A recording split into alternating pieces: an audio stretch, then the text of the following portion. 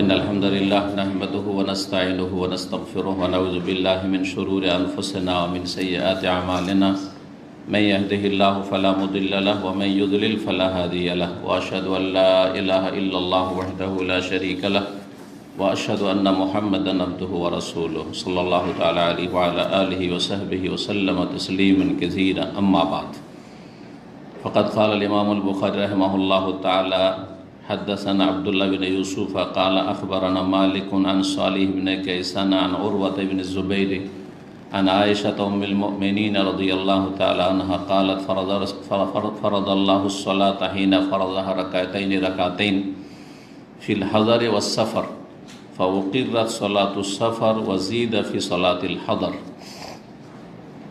সম্মানিত দ্বীনী ভাতৃমণ্ডলী, আল্লাহ রাব্বুল আলামিনের প্রশংসা এবং প্রিয় নবী সাল্লাল্লাহু আলাইহি সাল্লামের ওপর সালাত ও সালামের পরে আজ জুমাবার 30শে রবিউল আউয়াল 1443 হিজরি মোতাবেক 5ই নভেম্বর 2021 আমাদের আলোচনা ধারাবাহিক সহিহুল বুখারীর সালাতের পর্ব নম্বর 2।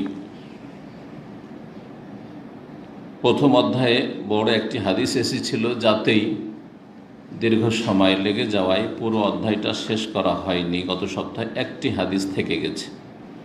কিতাবুস সালাত শুরু করে ইমাম বুখারী রাহিমাহুল্লাহ বলেছেন যে বাবুন কাইফা ফরিদাতুস সালাতু ফিল ইসরা, মেরাজের রাতে সালাত কিভাবে ফরজ হয়েছিল তাতে মেরাজের ঘটনার হাদিসটি বর্ণনা করা হয়েছে। আর তারপরে দ্বিতীয় হাদিসটি আজকে 350 নম্বর, সেখান থেকে শুরু করব। বর্ণনাকারী সাহাবিয়া উম্মুল মুমিনিন আয়েশা রাদিয়াল্লাহু তাআলা আনহা কালা, তিনি বলছেন ফারাদাল্লাহুস সালাতা হিনা ফারাদাহা, মহান আল্লাহ সালাত ফরজ করেছেন যেই সময়, ফারাদাহা রাকাতাইন, তখন দুই করে ফরজ করেছেন। প্রথম সালাত ফরজ হয়েছে 2 রাকাত করে, এবং মেরাজের আগে রাসূলুল্লাহ সাল্লাল্লাহু আলাইহি ওয়াসাল্লাম সালাত পড়তেন। এটা এমন একটা আলোচনা হয়তো আপনারা শোনেননি। যদি আপনাদেরকে জিজ্ঞাসা করা হয় যে মেরাজের আগে রাসূলুল্লাহ সাল্লাল্লাহু আলাইহি ওয়াসাল্লাম, মেরাজে 5 ওয়াক্ত সালাত ফরজ হলো, তো মেরাজের আগে কি সালাতের যে ইবাদত, যাতে কিয়াম আছে, রুকু আছে, সুজুদ আছে, বৈঠক আছে, পড়তেন রাসূলুল্লাহ সাল্লাল্লাহু আলাইহি ওয়াসাল্লাম সালাত না পড়তেন না? পড়তেন, জি হ্যাঁ, না এই পদ্ধতিতে পড়তেন। সালাতের পদ্ধতি আল্লাহ রাব্বুল আলামিন শিখেছেন, অবশ্যই সালাত পড়তেন, কিন্তু 5 ওয়াক্ত সালাত ছিল না। মেরাজে 5 ওয়াক্ত সালাত ফরজ হয়েছে। তার আগ পর্যন্ত কি ছিল? আম্বিয়া রাসূলগণ সবাই সালাত পড়েছেন। ওয়াউসানি বিস সালাতি ওয়াজ যাকাতি মা দুমতু হাইয়া, ঈসা আলাইহিস সালাম বলছেন। ইসমাঈল আলাইহিস সালাম সম্পর্কে আল্লাহ কোরআনে বলছেন ওয়া কানা ইয়া'মুরু আহলাহু বিস সালাতি ওয়াজ যাকাত। ইসমাঈল আলাইহিস সালামের নিজের পরিবারকে সালাত আর যাকাতের হুকুম দিতেন। নবী রাসূলগণ সালাত পড়তেন। আগের নবীদের সালাতের পদ্ধতি ভিন্ন ছিল হয়তো, কিন্তু রাসূলুল্লাহ সাল্লাল্লাহু আলাইহি ওয়াসাল্লাম এই তো পদ্ধতিতে সালাত পড়তেন, যাতে রুকু ছিল, সুজুদ ছিল, কিয়াম ছিল, সবই ছিল, এবং দোয়াও ছিল, তেলাওয়াতও ছিল। এই জন্য রাসূলুল্লাহ সাল্লাল্লাহু আলাইহি ওয়াসাল্লামের পিঠে যে উটের ঘুড়ি চাপানো হয়েছিল সেটা সালাত অবস্থায়, কিন্তু জি, তো সেটা আগের ঘটনা। জি, তো রাসূলুল্লাহ সাল্লাল্লাহু আলাইহি ওয়াসাল্লাম সালাত পড়তেন, কিন্তু 2 ওয়াক্ত পড়তেন, 2 সময়, সকালে এবং সন্ধ্যায়। বেশ কিছু আয়াত কোরআনে কারিমে আছে যে আয়াতগুলিতে বলা হয়েছে ফাসাব্বিহ বিহামদি রাব্বিকা ক্বাবলা তুলুইশ শামসি ক্বাবলা গুরুবিহা, তোমার রবের তসবিহ বা প্রশংসা বিজড়িত তসবিহ করো, মানে গুণগান করো, স্মরণ করো তোমার রবকে ক্বাবলা তুলুইশ শামসি, সূর্য উদয় হওয়ার পূর্বে এবং সূর্য অস্তমিত হওয়ার পূর্বে। তার মানে সূর্য ওঠার আগে, ফজরের যেটা সময়, আর একটা হচ্ছে বিকেলবেলা আসরের এই সময়টা, ক্বাবলা গুরুবিহা। এইভাবে বেশ কিছু আয়াত রয়েছে। হ্যাঁ, ওয়াসাব্বিহ বিল আশি ওয়াল ইবকার, সকাল সন্ধ্যা তসবিহ পাঠ করতে বলেছেন। তা তসবি নফল সালাত তো বলা হয়। তো প্রথম দিকে 2 ওয়াক্ত সালাত ছিল আর 2 রাকাত করেছিল, 2 রাকাত করেছিল। মেরাজের রাতে যখন সালাত ফরজ হলো 5 ওয়াক্ত, তখন কি করা হলো?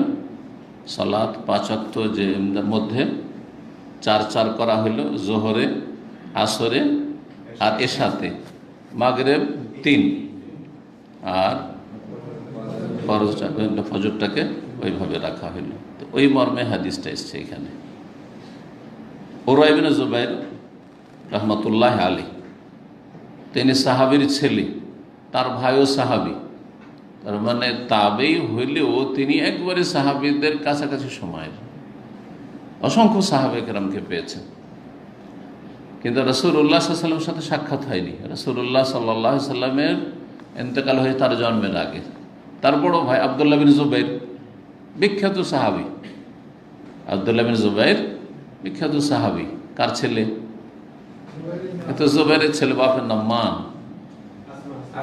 আসমা বিনতে আবু বকর, আবু বকরের মেয়ে আসমা, যে বড় মেয়ে, তার ছেলে আবু বকর রাদিয়াল্লাহু তাআলা আনহুর নাতি আব্দুল্লাহ বিন জুবাইর। তাহলে আব্দুল্লাহ বিন জুবাইর যদি কার নাতি হয়? আবু বকরের নাতি, তো উরওয়াকে, ওরও নাতি। হ্যাঁ, তো জুবাইরের দুটোই ছেলে, আব্দুল্লাহ আর উরওয়া। কিন্তু আব্দুল্লাহ সাহাবী, আব্দুল্লাহ বিন জুবাইর সাহাবী, খলিফা হিসেবে মক্কায় কয়েক বছর খলিফা ছিলেন। তারপরে উমাইয়া লোকেরা যারা শাসন করত দামেস্ক, শাম দেশ থেকে, তারা তাকে শহীদ করলো এবং তার কাছ থেকে খিলাফত কেড়ে নিল। এক লম্বা ইতিহাস আছে, সেদিকে যাওয়ার প্রয়োজন নেই। কিন্তু এতটা জানার প্রয়োজন যে আব্দুল্লাহ বিন জুবাইর সাহাবী আর তার ভাই উরওয়া তিনি সাহাবী নন, তিনি সহবত পাননি। আব্দুল্লাহরও খালা মা আয়েশা আর উরওয়ারও খালা হচ্ছে মা আয়েশা রাদিয়াল্লাহু আনহা। তো খালার কাছ থেকে হাদিস, অনেক হাদিস বর্ণনা করেছেন। এই জন্য প্রায় হাদিসগুলিতে আছে আন উরওয়া আনিস জুবাইর, আর উরওয়া আনিস জুবাইর। উরওয়া বর্ণনা করছেন, না উরওয়া ইবনে জুবাইর আন আয়েশা, উরওয়া ইবনে জুবাইর আয়েশা রাদিয়াল্লাহু তাআলা আনহা থেকে, মানে খালা থেকে। খালার কাছে পর্দা নেই, শিখা আরও সুবিধা। অন্যরা কিছু কিছু জটিল মাসালা জিজ্ঞেস করতো নবী সাল্লাল্লাহু আলাইহি ওয়াসাল্লাম, কারণ ঘরের যেগুলো মাসলা সেগুলো তো বাইরে পাওয়া যাবে না, তো জানতে হবে। মা আয়েশার বিকল্প নেই এলেম দেওয়ার জন্য।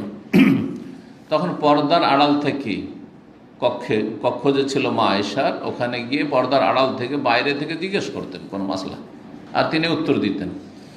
এখন পর্দার আড়াল থেকে আপনাদের কোনো মহিলার কাছ থেকে শিখার প্রয়োজন নেই, কারণ এটা অনেকে কিন্তু এটাকে এই সহশিক্ষার বৈধতার জন্য পেশ করছে, যে মা আয়েশার কাছে, বা মহিলা শিক্ষিকা, পুরুষ স্টুডেন্ট, সাবালক স্কুল, কলেজ, ইউনিভার্সিটিতে, হাই স্কুলে সাবালক ছেলেরাকে, ইউনিভার্সিটিতে সাবালক সব।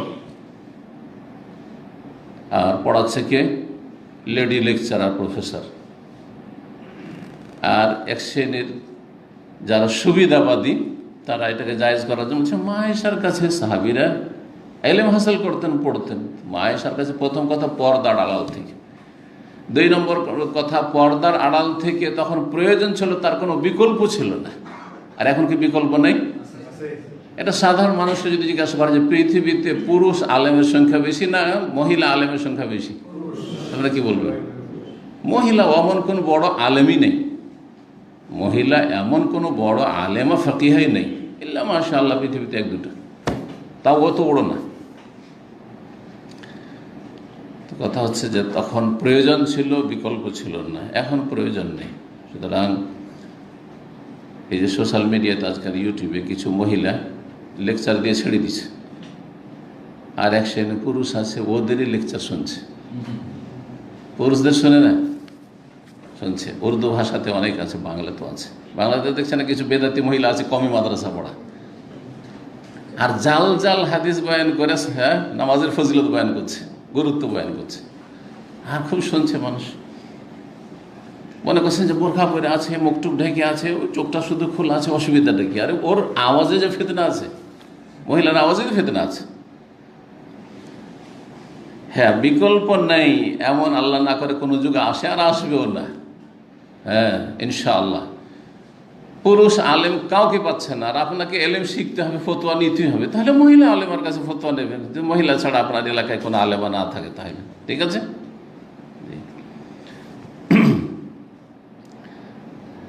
তো মা আয়েশা রাদিয়াল্লাহু আনহা বয়ান করছেন, কালাত ফারাদাল্লাহু সলাতা হিনা ফারাদাহা, যখন আল্লাহ সালাত ফরজ করেছিলেন তখন ফারাদাল্লাহু রাকাতাইনে আসলে আছে দুই দুই রাকাত করে ফরজ করেছিলেন। ফিল হাদারে ও সাফারে, ফিল হাদারে মানে আবাসে হোক, নিজের নিজ বাড়িতে হোক, নিজ গ্রামে নিজ শহরে, আর সাফারে সফরে হোক, প্রবাসে। জি, যে অনুবাদক প্রবাস করেছেন, সফর প্রবাস বলতে বোঝে দেশ থেকে অন্য দেশে যাওয়া, ঠিক না? কিন্তু একটা লোক খুলনা থেকে ঢাকায় বলছে প্রবাসে আছে নাকি, তো বলবেন না। সুতরাং সফরের তর্জমা বা বাংলা অনুবাদে, যে অনুবাদটা আছে কারোর কাছে বোখারি বাংলাটা এই আছে, প্রবাস করেছে, কিন্তু আসলে প্রবাস সূক্ষ্ম অনুবাদ নাই, অনেক অনুবাদের ত্রুটি আছে। যে বাংলা অনুবাদগুলিতে বিশেষ করে এটা তো দেখছি অনেক ত্রুটি আছে। আর দুই তিনটা তর্জমা সাথে পাশাপাশি রাখলে বুঝতে পারবো যে কোনটাতে কতটা পরিমাণ ত্রুটি আছে আর কোনটা ত্রুটি মুক্ত অনেকটা। তো পাশাপাশি কয়েকটা না রাখলে বোঝা যাবে না, কিন্তু এতে ত্রুটি আছে। যেখানে যেখানে বড় ধরনের ত্রুটি আছে আমি যদি দেখে থাকি, কখনো কখনো আমি অনুবাদটা দেখি, কখনো আবার দেখিও না।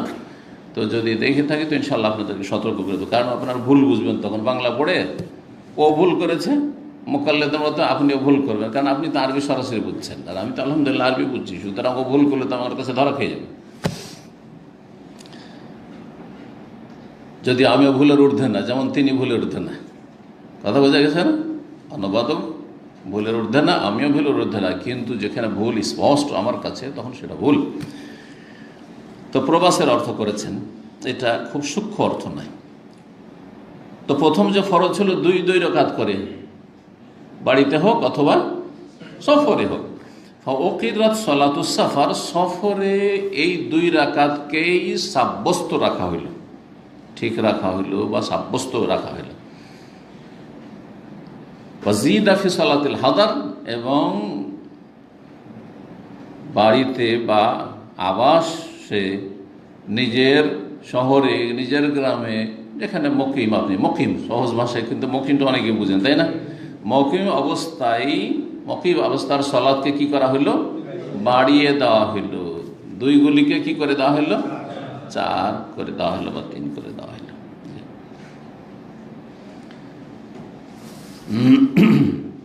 কিন্তু মেরাজের পরে, মেরাজে 5 ওয়াক্ত সলাত ফরজ হয়েছে, 17 রাকাত ফরজ হয়েছে, 17 রাকাত ফরজ হয়েছে। কারণ তার পরের দিন, যেই রাতে মেরাজ হলো, সকালেই জিবরাইল আলাইহিস সালাম চলে এসেছেন মক্কাতুল মুকাররমা, আর 2 দিন অবস্থান করেছেন। সহিহ হাদিস, প্রথম দিন আউয়াল ওয়াক্তে পড়িয়েছেন, দ্বিতীয় দিন আখির ওয়াক্তে 5 পড়িয়েছেন, তখন তো 17 রাকাত পড়িয়েছেন। তাহলে এই যে প্রথম 2 রাকাত করে ফরজ করা হয়েছিল, এইটা ওই যে নবী সাল্লাল্লাহু আলাইহি সাল্লামের উপর সালাত আগে থেকে যে ফরজ ছিল, সেটা ছিল 2 টাইম, আর 2 রাকাত করে পড়তেন। তখন 4 রাকাতের কোনো সালাত ছিল না, সকালে 2 রাকাত আর বিকালবেলা 2 রাকাত, সন্ধ্যাবেলা 2 রাকাত। এরকম দ্বিতীয় অধ্যায় বলছেন বাবু ওজুবে সলাত ফি সিয়াব। এই অধ্যায় হচ্ছে সালাত আদায় করা ফরজ কাপড় পরিধান করে। ফি সিয়াব মানে কাপড় পরিধান করে, কাপড় শরীরে থাকা অবস্থায়, বস্ত্রহীন হয়ে নয়, শরীর সতর ঢাকলো না আর সালাত আদায় করলো, অথচ কাপড় আছে, হবে না এইভাবে সালাত। তো কাপড় পরিধান করে সালাত আদায় করা ফরজ। ওয়াজিব মানে ফরজ, ওয়াজিব আর ফরজে কোনো পার্থক্য নেই, শুধু ফিকহ হানাফিতে পার্থক্য করেছে, সেটা শুধু ফিকহের পরিভাষা তাদের। দুটোই আবশ্যক, ওয়াজিব মানে আবশ্যক আর ফরজ মানে আবশ্যক, কিন্তু তারা একটু পার্থক্য করেছে। ফরজ নাসে কোরআনী, কোরআনের দলিল দ্বারা যদি কোনো কিছু স্পষ্ট হয় তাহলে সেটা ফরজ বলবো, আর যদি হাদিস দিয়ে হয় তাহলে এটাকে ওয়াজিব বলবো। যেমন একটা উদাহরণ বলছি, যে সালাতের ভিতরে কোরআনের কিছু অংশ পড়া ফরজ, কিছু অংশ পড়া ফরজ। হানাফি মাযহাবে যে কোনো সালাতের প্রত্যেক রাকাতে কোরআনের কিছু অংশ, কমপক্ষে 3টি আয়াত, ছোট আয়াত হলে আর বড় আয়াত হলে 1টি আয়াত পড়া হানফি মাযহাব ফরজ, আর সূরা ফাতিহা পড়া ইমামের জন্য আর একাকী নামাজের জন্য ওয়াজিব, ফরজ না। কেন বলছে? কোরআনে কারীম আছে ফাকরাউ মা তায়াসসারা মিনাল কোরআন, কোরআন থেকে যথাসাধ্য পড়ো। সুতরাং কোরআন পড়তে হবে সালাতের ভিতরে, এটা হচ্ছে কোরআন দ্বারা সাব্যস্ত, সুতরাং ফরজ। তার মানে কেউ যদি হানাফি মাযহাবে প্রত্যেকের রাকাতে আর রহমান আল্লামাল কোরআন খালাকাল ইনসান আল্লাহু আকবার সূরা ফাতিহা পড়লই না, ইমামও পড়লো না, ধরে আর একাও পড়লো না, মুক্তাদির জন্য তো নিষেধ ওদের মাযহাবে। নামাজি কয় রকম? 3 রকম। মুক্তাদির জন্য হানাফি মাযহাবে সূরা ফাতিহা পড়া নিষেধ। সূরা ফাতিহা নিষেধ, তাহলে তো অন্য তো আরও চলবে, ঠিক না? বাকি থাকলো কয়জন মুসাল্লি? 2 শ্রেণীর। এক হচ্ছে একাকী নামাজ পড়ছেন আপনি, একা একা, তাহলে হানাফি মাযহাবে ফরজ হচ্ছে যার উপর নির্ভরশীল সালাত শুদ্ধ হওয়া, সেটা হচ্ছে একটা বড় আয়াত পড়ে নেন, না হলে 3টি আয়াত পড়ে নেন, ছোট আয়াত, তাহলে সালাত তার ফরজ আদায় হয়ে যাবে, তার মানে হয়ে যাবে। আচ্ছা, তো সূরা ফাতিহা ইমামের জন্য আর মুক্তাদির জন্য বলছে ওয়াজিব, পড়লে পূর্ণ সালাত হবে, আর না হলে নাকিস অসম্পূর্ণ সালাত হবে, কিন্তু হয়ে যাবে। ইমাম মুক্তাদি সবার সালাত হয়ে যাবে। যদি আপনাদের ইমাম সাহেব হানাফি মসজিদে যদি দেখেন যে সূরা ফাতিহা পড়ল না, আস্তে করে বিসমিল্লাহ, কারণ হানাফি মাযহাব আস্তে পড়তে হয়, আস্তে পড়া এটা অবশ্য শক্তিশালী। জোরে পড়া, বিসমিল্লাহ জোরে পড়তে হবে, এটা কোন মাযহাব? শাফি মাযহাব। বাকি সবগুলি মাযহাবে আস্তে পড়তে হবে বিসমিল্লাহ। জি, আর এইটাই বেশি শক্তিশালী, এটাই বেশি শক্তিশালী, বিসমিল্লাহ আস্তে পড়বেন। তারপরে সূরা ফাতিহা পড়লো না, ছোট্ট কিছু আয়াত পড়লো, ছোট যেমন পড়লাম আর কি, আয়াত পড়লো মোট কথা, তাহলে সালাতের ফরজ আদায় হয়ে গেল হানফি মাযহাবে, ওয়াজিব আদায় হলো না। তো ওয়াজিব ছাড়লে কি হয়? বলছে নামাজটা নষ্ট হবে না, কি হবে? নামাজটা দুর্বল হবে, অসম্পূর্ণ হবে। বাকি অন্যদের কাছে ইমামের জন্য, একাকী মুসল্লির জন্য, এই 2 শ্রেণীর মানুষের জন্য ফরজ রুকুন সালাত হবে না, সালাত হবে না, সালাত হবে না। বাকি মুক্তাদির জন্য একদল বলছে যে রুকুন, তারও জন্য মুক্তাদিও যদি সূরা ফাতিহা না পড়ে সালাত হবে না। আর আরেক দল বলছেন যে যখন শুনবে তখন শুনে নেওয়াটাই পড়ার বিকল্প, সুতরাং হয়ে যাবে। আর যদি না শুনে, দূরে আছে শুনছে না, অথবা জোহরে শুনছে না, আসরে শুনছে না, মাগরিবের 3য় রাকাতে শুনছে না, এশার 3য় 4র্থ রাকাত শুনছে না, 6 রাকাত মাত্র শুনে, 17-র মধ্যে কয় রাকাতে শুনে? 6 রাকাতে। বাকি 11 রাকাতে ইমামের পিছনে যদি সূরা ফাতিহা না পড়ে, তাহলে একদল হাম্বলীদের কাছে এবং অন্যদের কাছে, এদের কাছে সালাত হয়ে যাবে। কিন্তু শাফি মাযহাবে আহলে হাদিসদের কাছে, অধিকাংশ আহলে হাদিসের কাছে সালাত হবে না। আল্লাহু আ'লাম। সতর্কতা অবলম্বন যে আপনি মুক্তাদি হইলেও আর শুনলেও সূরা ফাতিহা পড়ে নেবে। এই যে আসল বলছিলাম যে ওয়াজিব আর ফরজের পার্থক্যটা শুধু হানাফি মাযহাবে আছে, এইভাবে পার্থক্যটা তারা করেছে। সূরা ফাতিহা কেন ওয়াজিব বললেন তারা? কারণ সূরা ফাতিহা পড়ার কথা কোরআনে নেই, বলছে কিসে আছে? লা সালাতা লিমান লাম ইয়াকরা বিফাতিহাতিল কিতাব, সূরা ফাতিহা না পড়লে সালাত হয় না। ওনারা বলছেন হয় না, মানে লা সালাতা কামিলাতান, ইমামের পূর্ণ হয় না, যেই সালাতে সূরা ফাতিহা পড়লো না আর একাকী লোকে পূর্ণ হইল না, আর মুক্তাদির জন্য তো নিষেধ। বোঝা গেছে? এই করেছে। কিন্তু ওয়াজিব আর ফরজে কোনো পার্থক্য নেই, ভালো করে রাখবেন, মনে রাখবেন।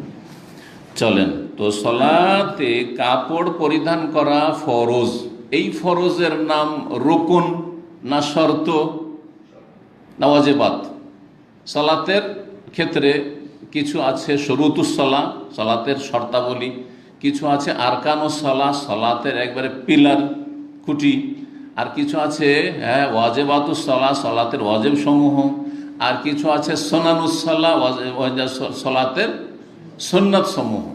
কয় রকম হইল? 4 রকম। এই বিষয়গুলো সম্পর্কে কার পড়া আছে বা জানা আছে? একটু হাত তুলেন তো। সবগুলি জানা আছে? আচ্ছা, তো রুকুন কয়টি? রুকুন ফরজ, রুকুনের অপর নাম ফরজ কয়টি? 14টি। মাশাআল্লাহ। ওয়াজিবাত কয়টি? 8টি। শর্ত কয়টি? আহসান, মাশাআল্লাহ। সুন্নাত কয়টি? অনেক। সুন্নাত গণনায় নেই। সুন্নাত যদি সালাতে পুরোপুরি আদায় করে তো সওয়াব পূর্ণ হবে, আর যদি না করে তো যত সুন্নত ছাড়বে তত নেকি কমবে। কিন্তু ওই ধরনের বড় ধরনের অন্যায় করলো না, ইচ্ছা করে, বিরোধিতা উদ্দেশ্য নাই, কিন্তু কখনো ছুটে গেল অথবা জানা নেই ছেড়ে দিয়েছে ইত্যাদি। ধরেন কি ওরা ফায়দেন যে সুন্নাত এটা জানেই না, আমিন জোরে বলা সুন্নাত এটা জানেই না, বুকে হাত বাঁধা সুন্নাত এটা জানেই না। অনেকে আছে মনে করে যে এর বিপরীত এই সুন্নাত, তাই না? এই সুন্নাতগুলি ছাড়ে তার। এই শর্ত কোনগুলিকে বলে? মাশাআল্লাহ, সালাত শুরু করার আগেই যেগুলো করা ফরজ সেগুলোর নাম শর্ত। শর্তগুলিও ফরজ, আর রুকনগুলিও ফরজ, আর ওয়াজিবাতগুলিও ফরজ। এই তিন রকম সবগুলি ফরজ, কিন্তু শর্তগুলি সালাত শুরু করার আগেই করতে হবে। আর রুকনগুলি এমন ফরজ যে কোনো একটি যদি ছুটে যায়, ছেড়ে দেয়, তাহলে সেটা গোটা সালাত হলে সালাতটাই বাতিল হয়ে যাবে। আর যদি ওই রাকাতের সাথে সংশ্লিষ্ট হয় তো সেই রাকাতটি মাইনাস বাতিল হয়ে যাবে। যেমন রুকু করেনি কেউ, দুটো সেজদা করতে হবে, সেজদাই করেনি অথবা একটা সেজদা করেনি, তাহলে কি হবে? ওই রাকাতটা, যেহেতু প্রত্যেক রাকাতে দুটা সেজদা আছে, ওই রাকাতটা বাতিল, গোটা নামাজটা বাতিল হবে না। তাকবীরে তাহরিমেই দেয়নি, আল্লাহু আকবার বলেইনি, তাহলে সালাতটাই বাতিল। কারণ গোটা 4 রাকাত 3 রাকাত যা পড়ছেন আপনি, পুরো সালাতটার রুকন পিলার হচ্ছে তাকবীরে তাহরিম, আল্লাহু আকবার, প্রথম তাকবীরটা। সালাম পড়েনি, আসসালামু আলাইকুম রহমতুল্লাহ, সালামই করেনি, ঘুমিয়ে থেকে গেছে, সবারই সালাত হয়ে গেছে, আর সালাম টালাম ফিরেনি, সালাত হবে? হবে না, কারণ সালামটা গোটা সালাতের রুকন। এটা এবার বুঝতে পেরেছেন?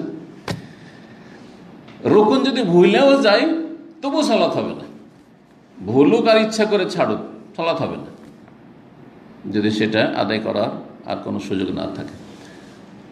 আর সেটা সিজদা সহ দিয়ে ঘাটতিও পূরণ হবে না, তো সুতরাং সিজদা সহ করে লাভও নাই, ঘাটতি পূরণ হইলে না করবে। ঠিক আছে? ওয়াজিবাত যে 8টি, তার কোনো একটি যদি ছুটে যায় ভুলবশত বা মাসলা না জানা বশত, তাহলে সালাত হয়ে যাবে, কিন্তু ত্রুটিপূর্ণ হবে। সেই জন্য এই ত্রুটিটা সুন্নতের মতো হালকা ত্রুটি নয়, একটু বড় ত্রুটি। সেই জন্য ঘাটতি পূরণ করতে হবে কি দিয়ে?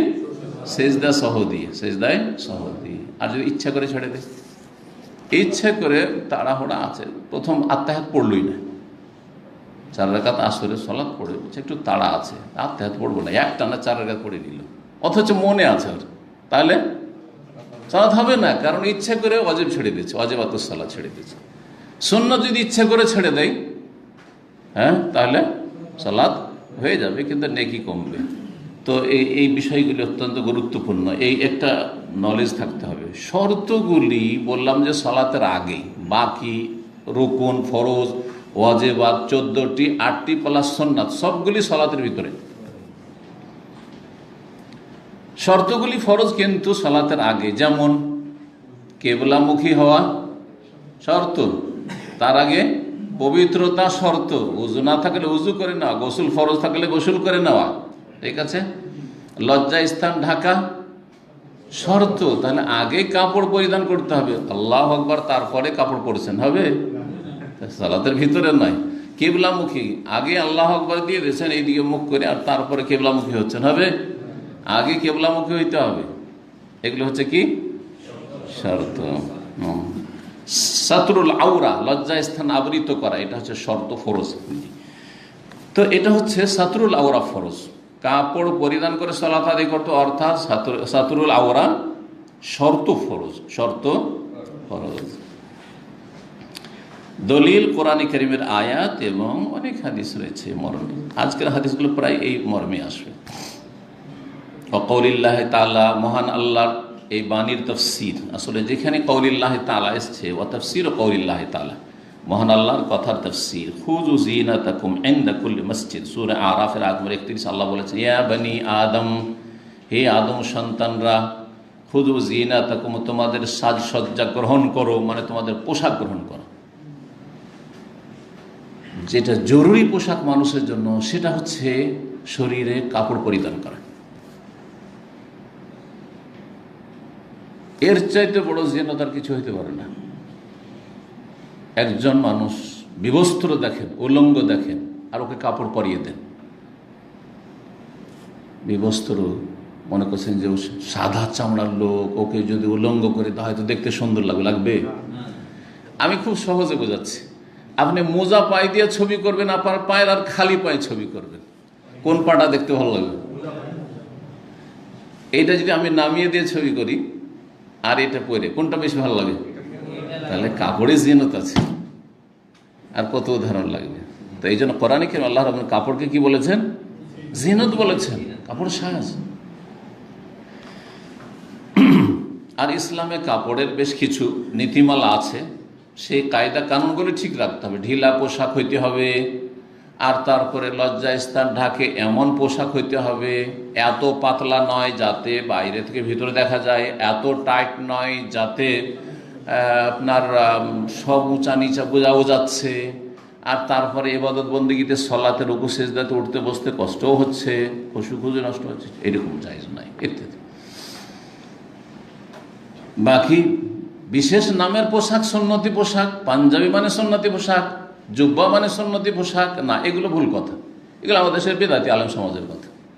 কিন্তু পোশাকের ক্ষেত্রে ইসলামের যে নীতিমালাগুলি আছে সেগুলিকে সামনে রেখে পোশাক তৈরি করা, এটা হচ্ছে ইসলামী পোশাক। এটা হচ্ছে ইসলামী পোশাক। কেউ যদি বলে শুধু এটা ইসলামী পোশাক, না, বলবো যে এটা ইসলামী পোশাক না, এটা একটা সাজ, অতিরিক্ত সাজ। আর ওদের পোশাক আমাকে ভালো লাগে, সেজন্য আমি পরি। কথা বোঝা গেছে না? জি।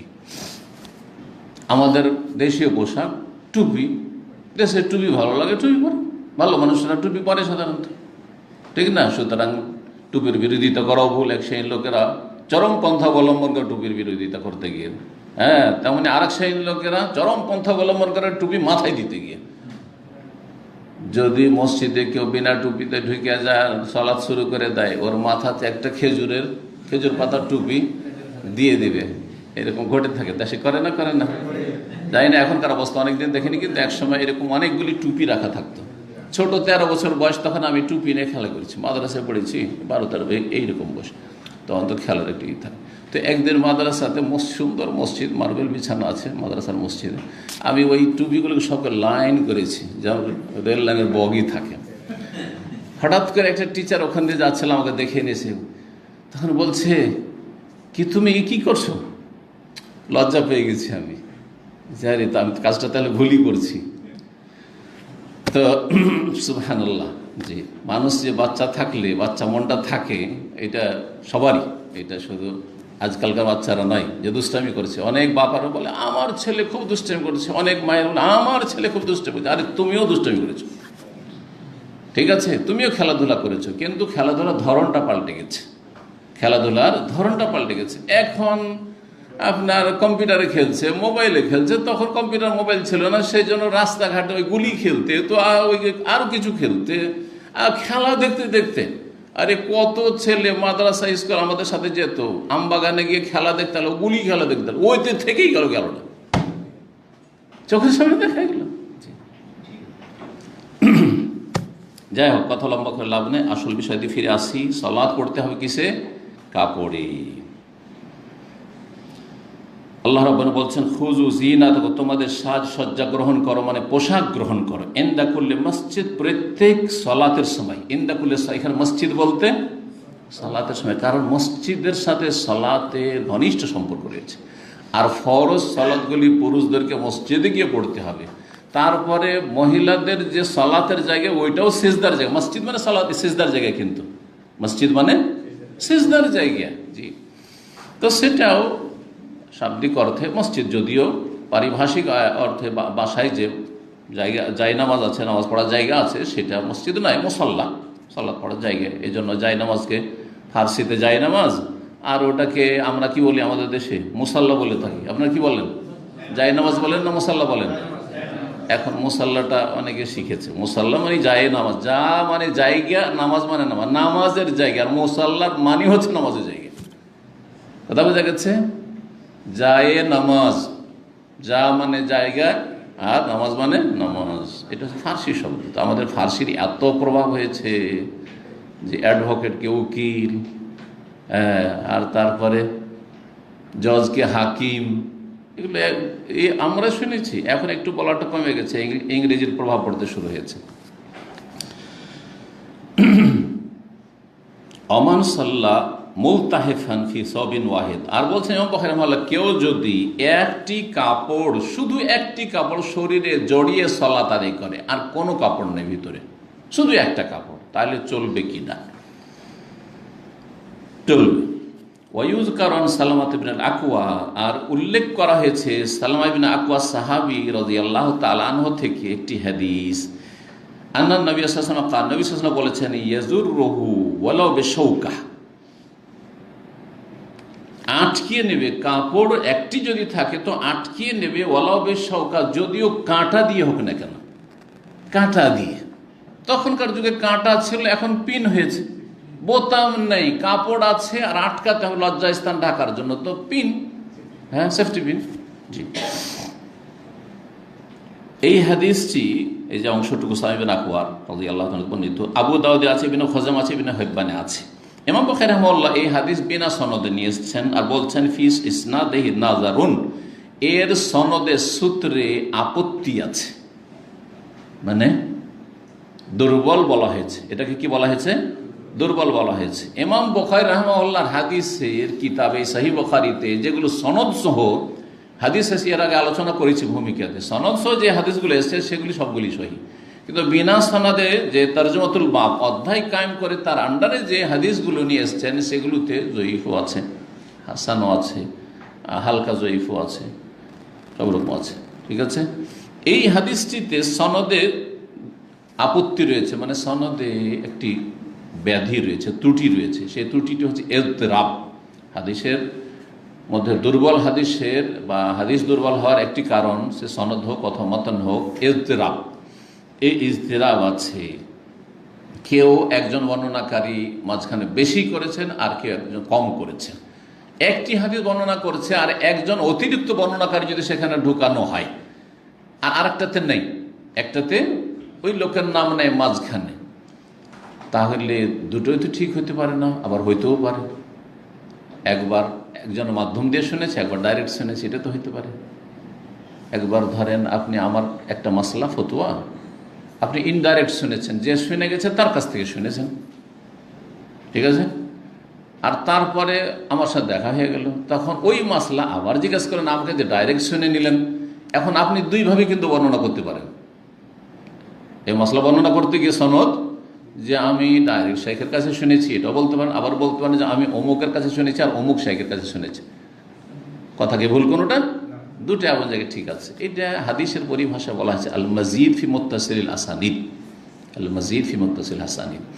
তো এই সমস্যার কারণে হাদিসটি সম্পর্কে আপত্তি আছে বলেছেন, কিন্তু হাদিসের বিষয়বস্তু সহি। সনদে সমস্যা আছে কিন্তু হাদিসের বিষয়বস্তু স্বীকৃত। সেটা হচ্ছে যে কাপড় যদি ছোট থাকে, এত বড় কাপড় নয় যে জড়িয়ে নিয়ে সব লজ্জাস্থান ঢেকে যাবে আর খুলে পড়বে না, এমন ছোট কাপড় মোটামুটি যে গোটা শরীরটা একটা কাপড়ে ঢেকে যাবে, কিন্তু ওকে যদি আপনি বোতাম দিয়ে আটকে না দেন তাহলে যখন রুকু সিজদা যাবেন ধর খুলে যাবে লজ্জাস্থান, সামনের দিক থেকে পিছন দিক দিয়ে খুলে যাবে। তাহলে কি করতে হবে? তখন এই হাদিস ইয়াজুররুহু ওয়ালাউ বিশাওকা, কিছুই নেই আর কাপড়টা আটকাতে হবে, না হলে যখন রুকু সিজদা যাবেন তখন খুলে যাবে। তাহলে কি করতে হবে? কাঁটা দিয়েও আটকে নিতে হবে। দেখছেন কিছু লোকের আজকাল কিন্তু উমরা করতে গিয়ে উমরার কাপড়কে আটকে নিছে পিন দিয়ে, এটা ঠিক নয়। কিন্তু বেশ কিছু আরবরা এই অজ্ঞতার কারণে এরকম কাজ করেছে। তাহলে তো সেলাই করা কাপড়ই হল। যদি আপনি আটকে নিলেন, শুধু সেলাই দিলেন না, কিন্তু পিন দেওয়া আছে পুরো, এতে পিন দেওয়ার, বোতাম দেওয়ার, সেলাই দেওয়ার, কোন পার্থক্যটা হয়ে গেল? না, ঠিক নয়। কাপড় খোলা থাকতে হবে, খোলা চাদর, এজারুন আর দাম, একটা চাদর একটা লুঙ্গি, লুঙ্গি মানে খোলা লুঙ্গি, এই সেলাই করা বাঙালি লুঙ্গি নয়। জি, তো বিষয়বস্তু সহি। বলছেন ওমান সাল্লাহ ফি সাওবিল্লাযী ইউজামিউ ফি, আর একটি মাসলা, কেউ যদি এমন কাপড়ে সালাত আদায় করে আল্লাযী ইউজামিউ ফিহি, যাতে সে সহবাস করেছে, মানে সহবাস অবস্থায় সেই কাপড়টি শরীরে ছিল, মালাম ইয়ারা ফিহা আযান, কিন্তু তাতে কোনো অপবিত্রতা দেখছে না, এমন কিছু অপবিত্র দেখছেন না, কিছু মজি লাগেনি, মজি না পাক। মানি নিয়ে ইখতিলাফ রয়েছে, একদল বলছেন মানি না পাক বীর্য, আরেকদল বলছে না পাক নয়। তো যদি নাপাক বলে বিশ্বাস করে এই ফিকহের মাসলার ক্ষেত্রে তাহলে নাপাক, আর যদি পাকও হয় তারপরও সেটি নোংরা, আজা মানে কষ্টদায়ক নোংরা। যেমন কাশ পোটা, এর আগে বলেছি যে কমপক্ষে মানি বীর্য হচ্ছে মানুষের পোটা কাশের মতো। কাশ ভিতরে আছে, মানুষ ভিতরে দিয়ে কাশি হচ্ছে গিলে ফেলছে, সেটা আলাদা কথা, কিন্তু নিজের কাশ নিজেই হাতে নিয়ে গিলতে পারবে না, চেটে খেতে পারবে না, কারণ অরুচিকর নোংরা, তাই না? তো যতক্ষণ পর্যন্ত তাদের কোনো নাপাকি না দেখছে, যেই কাপড়ে সহবাস করেছে ওই কাপড়ে সলাতে চলে গেল বা সলাৎ পড়লো, অসুবিধা আছে কি? কোনো অসুবিধা নেই, জায়েজ। জি, দিন খুব সহজ, এমন নয় যে এই সহবাস করেছে সুতরাং এই কাপড়ে সলাৎ আদায় করা যাবে না, এই কাপড় নিয়ে আল্লাহর সামনে দাঁড়ানো যাবে না, এই কাপড় নিয়ে মসজিদে যাওয়া যাবে না, এমন কোনো শরীয়ত নাই। ও আমার নবী সাল্লাল্লাহু আলাইহি ওয়াসাল্লাম আল্লাহ ইয়াতুফ বিল বাইত অরিয়ান, আর নবী সাল্লাল্লাহু আলাইহি ওয়াসাল্লাম এই নির্দেশ দিয়েছেন যে বাইতুল্লাহর তওয়াফ যেন বিবস্ত্র হয়ে উলঙ্গ হয়ে কেউ না করে। কেন এই কথা বলেছিলেন? তার মানে এই হাদিসের প্রেক্ষাপট আছে, ব্যাকগ্রাউন্ড আছে, সেটা হচ্ছে যে জাহিলিয়াতের যুগে এক শ্রেণীর লোকেরা মক্কায় এসে কাবার তওয়াফ করত উলঙ্গ হয়ে, উলঙ্গ হওয়াকেও সওয়াবের কাজ মনে করত। যেমন ন্যাংটা পীর ন্যাংটা হয়ে আল্লাহর ওলি দাবি করছে, ন্যাংটা সাধু আছে ভারতে, হিন্দুদের যেমন ন্যাংটা সাধু আছে তেমনি মাজার পূজারীদের ন্যাংটা পীর পাকিস্তানে আর বাংলাদেশে আছে, ইন্ডিয়াতেও থাকতে পারে, কারণ পীরতন্ত্রের যা কিছু আছে ইন্ডিয়াতে তাই আছে বাংলাদেশে, আর তাই আছে পাকিস্তানে, একই রকমের ধর্মকর্ম সব একই রকমের। বেরেলভি পাকিস্তান আছে, বেরেলভি বা ইন্ডিয়াতেও আছে, বেরেলভি রেজভি বাংলাদেশেও আছে, বুঝা গেছে না? একই রকমের তাদের ধর্মকর্ম, সব রকম যতগুলি ফিরকা আপনি ইন্ডিয়াতে পাবেন সবগুলি বাংলাদেশ আর পাকিস্তানে পাবেন। আহলে কোরআন কাদিয়ানি ইন্ডিয়াতে পাবেন, বাংলাদেশে পাবেন, পাকিস্তানে পাবেন, ঠিক না? আল্লাহ হেফাজত করে। তো আসল ঘটনা কি ছিল? যারা নিয়মিত আমাদের আলোচনা আসেন শুনেছেন যে হজের সময় বা উমরাতে যে আসতো বাইরের লোকেরা, তো বাইরের লোকেরা যখন আসতো তখন তারা মক্কার লোকদেরকে পুত পবিত্র মনে করত, ব্রাহ্মণ মনে করত। কারণ হিন্দুদের কাছে বাকি যে তিনটা কাস্ট আছে ওরা ব্রাহ্মণকে কি মনে করে? চ্যাটার্জি ব্যানার্জি মুখার্জি এগুলোকে, হ্যাঁ, একদম পবিত্র, এরাই শুধু ধর্মকর্ম করবে মন্দিরে, আমরা যে যাওয়ার অধিকার রাখি না, এটাই না বেদ শিখিয়েছে তাদেরকে। তো এসে কাপড় চাইতো মক্কার লোকের কাছে, কারণ এরা পাক পবিত্র, আল্লাহর ঘরের প্রতিবেশী এরা। বাইরে থেকে আমরা এসেছি, কাপড় চাইতো, সবসময় কাপড় পেত না, যদি কাপড় পেয়ে গেল তাহলে মক্কার লোকের কাপড় নিয়ে পাক পবিত্র কাপড়, আমাদের কাপড় না পাক, কারণ কত পাপ করেছি আর দূরে থাকি, কত গুনাহ করি, আর এরা তো সব পাক লোক, এরা পাপ করলেও পাপ হয় না। জি, তো কাপড় যদি না পেত তখন কি করতো? নারী হোক আর পুরুষ হোক তখন উলঙ্গ হয়ে তারা বাইতুল্লাহর তওয়াফ করতো। আল্লাহু আকবার। আল্লাহ কোরআন এখানে বলেছেন যে এত নোংরামি তোমাদের, এটা হইতে পারে? বলে ইন্নাল্লাহ লা ইয়ামুরু বিল ফাহশা, হে নবী তাদেরকে বলে দাও যে আল্লাহ কখনো অশ্লীল আচরণ আর অশ্লীলতা, ফাহেসা হচ্ছে উলঙ্গ হওয়া, কখনো এই হুকুম করতে পারেন না যে আল্লাহর ঘরে তওয়াফ করবে আর নাঙ্গা হয়ে উলঙ্গ হয়ে। আতাকুলুনা আলাল্লাহি মা লা তা'লামুন, আল্লাহর দ্বীন সম্পর্কে, আল্লাহ সম্পর্কে এমন কথা বলছো যে সম্পর্কে তোমাদের কোনো জ্ঞান নেই। কোথায় পেলে এই ধর্ম, ন্যাংটা হওয়ার ধর্ম? কথা বোঝা গেছে? নিন্দা করেছে আল্লাহ কঠোরভাবে। রাসূলুল্লাহ সাল্লাল্লাহু আলাইহি ওয়াসাল্লাম যখন মক্কা বিজয়ী হলো, কয় হিজরিতে মক্কা বিজয় হলো?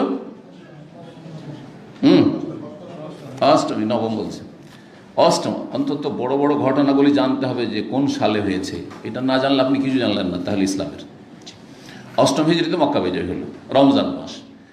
আর তারপরে আসলো আপনার আবু বকর সিদ্দিক রাদিয়াল্লাহু তাআলা আনহুকে হজের আমির বানিয়ে পাঠালেন নবম হিজরিতে, হজের আমির বানিয়ে পাঠালেন।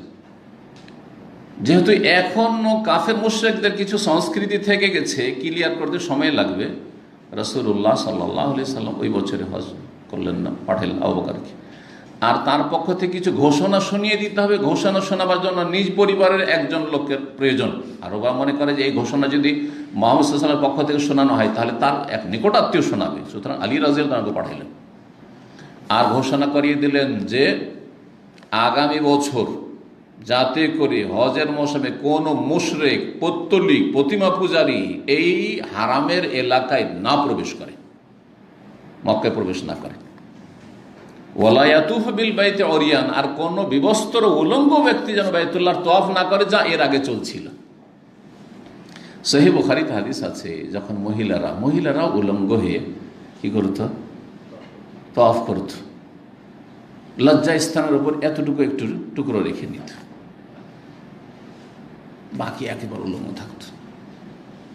আর একটা কবিতা পড়ত, আল ইয়াউমা ইয়াবদু বাযুহু আও কুল্লুহু ওমা বাদা মিনহু ফালা উহিল্লুহু, বলছে আজকে শরীরের সবটাই উন্মুক্ত হয়ে যাবে অথবা কিছুটা উন্মুক্ত থাকবে, কারণ কাপড় নেই, কাপড় কারো ধার পাইনি মক্কায় এসে। অমা বাদা মিনহু, আর যদি আমি বিবস্ত্র হয়ে উলঙ্গ হয়ে বা শরীরে কিছু অংশ খোলা থাকে অবস্থায় যদি তওয়াফ করি, তার মানে এই নয় যে হে দর্শক আশেপাশে যারা আছো তোমাদের জন্য হালাল করছি যে তোমরা আমার দিকে তাকাতে থাকবে, আমাকে ইবাদতবন্দি করতে দাও। কথা বোঝা গেছে? এই ছিল মুশরিকদের হাস্যকর ধর্ম। পাক পবিত্রতা একমাত্র ইসলামে আছে, কোথাও নেই। জি, তো এই আসারটা এখানে কেন নিয়ে আসলেন যে বাইতুল্লাহর তওয়াফ উলঙ্গ হয়ে করতে নিষেধ করেছেন রাসূলুল্লাহ সাল্লাল্লাহু আলাইহি ওয়াসাল্লাম? কেন নিয়ে আসলেন? এই জন্য নিয়ে আসলেন যে বাইতুল্লাহর তওয়াফ হচ্ছে সলাতের মতো। তো বাইতুল্লাহর তওয়াফ যদি কাপড় ছাড়া না চলে, তাহলে সলাৎ কি করে বিবস্ত্র অবস্থায় কাপড় শরীরে না থাকলে চলবে? বোঝা গেছে না? বাইতুল্লাহর তওয়াফে যদি সতর ঢাকা লজ্জাস্থান আবৃত করা ফরজ হয়, তাহলে সলাতে সতরে আওরা বা লজ্জাস্থান আবৃত করা আরো বেশি গুরুত্বপূর্ণ ফরজ। এইভাবে 351 নম্বর হাদিস উম্মে আতিয়া রাদিয়াল্লাহু তাআলা আনহা থেকে বর্ণিত, তিনি বলছেন ওমেরনা আন নুখরিজাল হুইয়াযা ইয়াউমাল ঈদাইন, আমাদেরকে আদেশ দেওয়া হয়েছিল বা আমরা আদিষ্ট হয়েছিলাম কার পক্ষ থেকে? রাসূলুল্লাহ সাল্লাল্লাহু আলাইহি ওয়াসাল্লাম পক্ষ থেকে, যে আমরা যেন ঋতুবতী মহিলাদেরকে বের করে নিয়ে যাই ঈদের দিনে, দুই ঈদের দিনে, ঈদুল ফিতর, ঈদুল আযহা, মানে মহিলাদের মাসিক থাকলেও যেন ঈদগাহে যায়, যেমন আরব দেশে আছে দেখছে, কিন্তু ইন্ডিয়া, বাংলাদেশে, পাকিস্তান এই সুন্নতগুলিকে জবাই করে দিয়েছে। ওয়াজাওয়াতিল খুদুর, এবং পর্দানাসীন যারা অত্যন্ত বেশি পর্দা করে, কারা? যারা যত বেশি যুবতী। প্রাচীন যুগে এমনটা ছিল, আমাদের মা খালাদের যুগে, দাদা আমলে এইরকমই ছিল, দাদি আমলে, নানি আমলে এরকম ছিল। এখন ওর উল্টা হয়েছে, যুবতীরা বেহায়াবে পর্দা আকৃষ্ট করে বেড়াচ্ছে, আর একটু বয়স হয়ে গেলে, আরে ছেলে বিয়ে হয়ে গেছে, ছেলে মেয়ের মা হয়ে গেছে, এখন একটু পর্দা করতে হবে, এখন একটু পর্দা করতে হবে। আর এর পিছনে একটা যুক্তি শুনলাম, এর পিছনে অনেক দিন আগে এরকম দেখি যে মা বেটি এসেছে, তো দেখছি মা বোরখা পরে আছে আর মেয়ে ওড়নাটাও এমনি গলাতে ঝুলিয়ে রেখেছে, মানে বুকের ওপরও নাই।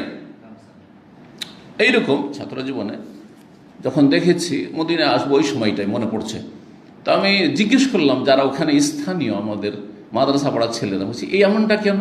একই পরিবারের মা বুড়ি, 50 বছর বয়স, ও বোরখা পড়ছে, চেহারা পর্যন্ত ঢেকে আছে, আর ওর মেয়ে এই অবস্থা কেন? বলছে তোমার দরকার, সুতরাং ও সব লোককে দেখাবে টেখাবে, তাই ওই তো আকর্ষণ হবে, একটা কাস্টমার জোগাড় হবে। কথা বুঝতে পেরেছেন? যারা বেহায়া তাদের এই সব যুক্তিতে তারা মুক্তি খুঁজে আর জাহান্নামে যায়, আল্লাহ হেফাজত করে। অথচ কার বেশি পর্দা করা উচিত? যার দিকে বেশি নজর যাবে। আরে আমাদের মা খালার বয়সে বা আমাদের বয়সের একটা মহিলা যদি 50 অলরেডি হয়ে গেছে, ওর তো এমনি মাসিক বন্ধ হয়ে গেছে, 4 বাচ্চা কাছে হবে না, ও যদি চেহারা খুলেও ঘুরে কেউ তাকাইতে যাবে না ওর দিকে, সাধারণত ওর দিকে কোনো আকর্ষণই নেই। বুঝা গেছে না? ওয়াল কাওয়াইদু মিনান নাস, বিশেষ করে 60 হয়ে গেলে আল্লাহ কোরআনে বলেছেন ওয়াল কাওয়াইদু মিনান নাস, যাদের বিয়ের বয়স শেষ হয়ে গেছে এখন, ওরা যদি শরীরের কাপড় মানে চেহারার কাপড় নাও দেয় কোনো অসুবিধা নেই, তবে ওয়াইয়াস্তাফিফনা খায়রুল্লাহ, ঢাকে তাহলে আরো ভালো। বুড়িও যদি ঢাকে চেহারার মতো সবই ভালো, কিন্তু কখনো যদি চেহারা খুলে দেয় এমন কোনো অপরাধ করে দিল না। কিন্তু একটা যুবতী 30 বছর, 20 বছর, 18 বছর, 40 বছর, এগুলো ফিতনা, বেশি ফিতনা। তো জাওয়াতিল খুদুর, আরবরা কি করতো? যুবতীদেরকে 12 বছর বয়স হয়ে গেছে, 18 বছর বয়স হয়ে গেছে, এখনও বিয়ে হয়নি, বা বিয়ে হয়েছে কিন্তু যুবতী এরা একেবারে পর্দার ভিতরে থাকতো, আশেপাশের লোকও জীবনে দেখতে পেত না। জি, এত লুকিয়ে রাখত মণিমুক্তার মতো করে। এই জন্য জাওয়াতুল খুদুর বলা হয়েছে। ফায়াশহাদনা জামাতাল মুসলিম, মুসলিমদের জামাতে শরিক হবে, মানে ঈদের জামাতে শরিক হবে মহিলারা। ওয়া দাওয়াতুম, তাদের দোয়াই শরিক হবে, দোয়া খুতবাতে দোয়া পড়ছে। ওয়ায়াতাজিল হুইজাত আন মুসাল্লাহুন্না, আর ঋতুবতী মহিলারা সালাতের জায়গা থেকে পৃথক থাকবে, এক কিনারায় থাকবে, মানে সালাতের জায়গাতে একাকার হয়ে যাবে না। এখানে ঈদগাহে যারা সালাত আদায় করেছেন দেখেছেন, হ্যাঁ, যেখানে মহিলারা সালাত আদায় করছে সেখান থেকে আলাদা হয়ে কিছু মহিলারা থাকে, বোঝা যায় যারা ঋতুবতী আছে। তারপরে এসছে এই হাদিস এবং আমল আছে এই দেশে। আর আমাদের দেশে যারা সালাত আদায় করবে তারাও যাচ্ছে না, তারা যাচ্ছে না। সুতরাং কি করছে? বেদাত আবিষ্কার করেছে। এক বেদাত হচ্ছে যে প্রত্যেক মসজিদে মসজিদে একজন মহিলাদের ইমামতি করছে। এটা আহলে হাদিসের মধ্যে বেদাত আছে। ইন্ডিয়া বাংলাদেশে আহলে হাদিস এলাকাতে এই বেদাত আছে। জি, ছোট থেকে এই দেখে এসেছি। একজন মহিলা গ্রামের একটু পড়াশোনা জানে, একটু খুতবা দেখে পড়তে পারে, তো নামাজটা পড়িয়ে দিল, আর তারপরে খুতবা দেখে পড়িয়ে দিল, ঈদ পড়িয়ে দিল। একটা বেদাত। আর একটা বেদাত হচ্ছে যে ঈদগাহে যাওয়ার হুকুম আছে, তা না করে বাড়িতে 2 রাকাত করে সালাত পড়িয়ে দিল। এটাও বেদাত, এটাও জায়েজ নয়। কার জন্য জায়েজ? এই যে করোনার সময় জায়েজ ছিল, কারণ যাওয়া নিষেধ আছে, ঈদগাহে যাওয়া নিষেধ, মসজিদে যাওয়া নিষেধ, সুতরাং বাড়িতে 2 রাকাত সালাত আদায় করবে, সেটা আলাদা কথা। কিন্তু এইভাবে মহিলারা বাড়িতে ঈদ পড়বে, অথবা ছাদের উপরে এক জায়গায় জমা হয়ে গেল, এক মহল্লার কয়েকজন জমা হয়ে গেল, হ্যাঁ, বেদাত এগুলো। জি,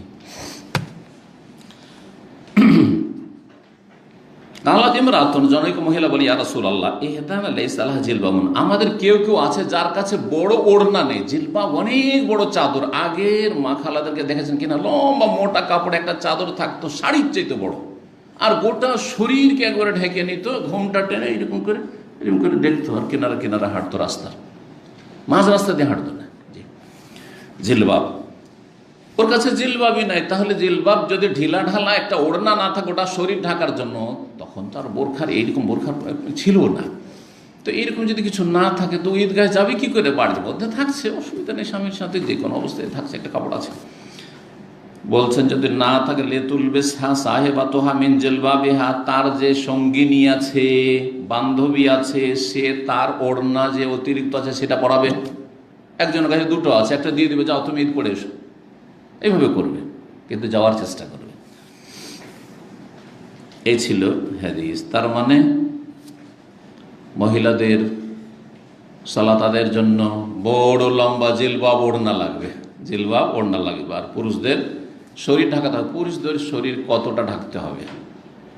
আওরাত যেটা খোলা জায়েজ নয় সেটা হচ্ছে নাভি থেকে শুরু করে, পুরুষদের নাভি থেকে শুরু করে হাঁটু পর্যন্ত, কিন্তু প্রয়োজনে হাঁটুর ওপরেও রান খোলা জায়েজ। কখনো কখনো নবী সাল্লাল্লাহু আলাইহি ওয়াসাল্লাম খুলেছেন, একবারে হারাম না। কারো নিতম্বু খোলা যেমন হারাম, বা সামনের দিকে যেটা আওরাতে গালিজা সেটা খোলা যেমন অকাট্য হারাম, ওই রকম রান খোলা হারাম নাই। কথা বলছেন না? অনেক আপনি হারাম কাজ করে দিলেন রানের উপরে। তাহলে আমাদের সে কৃষকরা তো সবাই তো ওই কাপড় সাইডেই তো সব চাষাবাদ করে, তো সব হারাম কাজ ডেলি করছে নাকি? ও অনুত্তম, অপছন্দনীয়, অনুত্তম, কিন্তু প্রয়োজনে জায়েজ। কাপড় ছাঁটার দরকার আছে। আপনি পানি পান হচ্ছেন, আর আপনার একটু 1 রান পানি আছে, কাপড়টা ভিজিয়ে দিতে হবে কোথায় না? আপনি একটু উঠিয়ে নিয়ে আপনি রান করলেন, অসুবিধা নেই, পার হয়ে গেলেন, কাপড় ভিজল না। এতদিনে তো কঠোরতা নেই। তাহলে প্রয়োজনে রান খোলা জায়েজ। রান তাহলে কি? আওরাতে খাফিফা, মানে লজ্জায় স্থান, কিন্তু হালকা লজ্জায় স্থান। আর সাওআতাইন, সামনে এবং পিছনে পেশাব পায়খানার রাস্তা, এগুলো হচ্ছে নিতম্ব, এগুলো হচ্ছে দেখতে নোংরা লাগে, সুতরাং এটা একদম ঢাকা ফরজ। জি, আওরাতে গালিজা। জি, 3 নম্বর অধ্যায়, বাবু আকদিল ইজার আলাল কাফাফিস সালাত, সালাতে গর্দনে লুঙ্গি বেঁধে নেওয়া, এটা করা যায় কিনা? হ্যাঁ, যদি কারো একটি কাপড় থাকে, শুধু একটি কাপড় আছে, সালাত আদায় করতে হবে, আর সে একটি কাপড়ে একবারে কাঁধ থেকে শুরু করে তার হাঁটু পর্যন্ত ঢাকা যাবে, তাহলে কি করবে? এইখানে করে বেঁধে নেবে। যেমন ছোট ছোট বাচ্চাদের আমাদের শীতকালে দেশে চাদর বেঁধে দেয়, দেখেছেন কিনা আপনারা? দেখেছেন? এটাকে ধরেন, আমার তো ছোট্ট এটা, কিন্তু বাঁধাটা দেখিয়ে দিতে পারবো, তাই না? এইভাবে বেঁধে নিন, ঠিক আছে, আমাদেরকে বেঁধে দিয়েছে সেই যে, কিন্তু জ্যাকেটের নামও শুনিনি। প্রথম শুনলাম সাবালকের সোয়েটারের নাম শুনলাম, কিন্তু সোয়েটার নসিবও হয়নি, আর অনেক বড় হওয়ার পরে কখনো সোয়েটার নসিব হয়েছে। চাদর, তাও সুতি চাদর, এমন নয় যে উনের চাদর আর শাল, এমন নয়, সুতি চাদর, কনকনে ঠান্ডা, কাঁপতে থাকে, ডেইলি সকালে ওই আগুনের পাশে বসতে হয়। আল্লাহু আকবার, এই ছিল জীবন। জি, ভুলে গেলে হবে না। অতীতকে যে ভুলে যায় সেই ব্যক্তি আল্লাহর কখনো শুকরিয়া আদায় করতে পারবে না। আর যারা যত বেশি অতীতকে মনে রাখবে যে আমি এমন ছিলাম, আমাদের পরিবেশ এমন ছিল, আল্লাহ কত নিয়ামত দিয়েছে, তত বেশি শুকরিয়া আদায় করতে পারবে। কোথায় চলে গেছে এখন? কাপড়ের গণনা নেই, কতগুলি কাপড় হয়ে গেছে, সোয়েটার আছে, জ্যাকেট আছে, এই আছে, তো সে জ্যাকেটটা পুরানো হয়ে গেছে, অথচ চলবে, আরো 10 বছর চলবে, আর একটা কিনবে। এইরকম না করে যদি কিনতেই হয় যে আমি নতুন কিনবো, তা আপনার পুরাতনটা ওইভাবে ফেলে না রেখে একটু গরিবকে দিয়ে দেন। জি, আর সবচাইতে উত্তম হচ্ছে যে আপনার পুরানটা দিয়ে চালান আর একটা গরিবকে নতুন কিনে দেন, কারণ ওরও তো মন চায় যে আমিও নতুন পড়তাম যদি আমি গরিবের ছেলে না হইতাম। আল্লাহ যেন তৌফিক দান করে। পয়সা আছে বলেই আমাকে অপচয় করতে হয়, পয়সা আছে বলেই বেশি ভোগ বিলাস করতে হবে না, মোটেই না। পয়সা আছে আল্লাহর হক আদায় করেন, পয়সা আছে জান্নাতে যাওয়ার ব্যবস্থা করেন, পয়সা আছে জাহান্নাম থেকে বাঁচার চেষ্টা করেন।